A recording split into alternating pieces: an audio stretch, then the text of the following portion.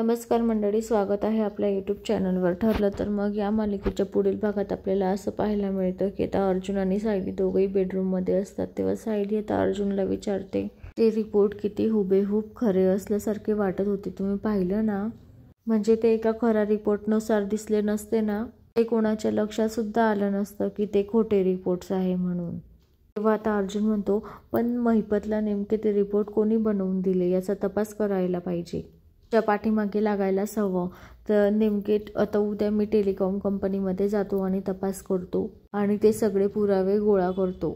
दुसरीकडे प्रिया आणि नागराज आता महिपतच्या घरी असतात. तर प्रिया खूप घाबरलेली असते, ती खूप चिडलेली असते. तेव्हा आता ती म्हणते की या साक्षीला 30 तारखेला जन्मठेपची शिक्षा तरी होणार नाही, तर साक्षी तरी होणार. आता हे ऐकून महिपतच्या पायाखालची जमीन सरकते. महिपत डायरेक्ट आता तिचा गळा धरतो आणि गळा दाबायला लागतो आणि म्हणतो, माझ्या मुलीला जर कधी जन्मठेपची शिक्षा झाली आणि फाशीची शिक्षा झाली तर मग मी कोणालाच सोडणार नाही आणि तुला जिवंत सुद्धा सोडणार नाही. तर दुसरीकडे अर्जुन आता टेलिकॉम कंपनीमध्ये गेलेला असतो.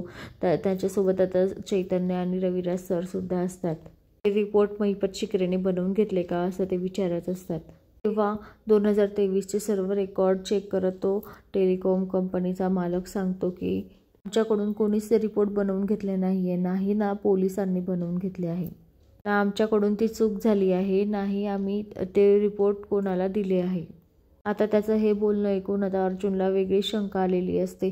तर मंडळी, आता अर्जुनची शंका आता खरी ठरेल का आणि अर्जुन आता शोध लावेल का की नेमके हा खोटं बोलतो आहे की खरं बोलतो आहे, हे आपल्याला येणाऱ्या पुढील भागात पाहायला मिळेल. तर मंडळी, अशाच मालिकेच्या नवनवीन अपडेटसाठी चॅनलला लाईक आणि सबस्क्राईब करा, शेअर करायला विसरू नका. धन्यवाद.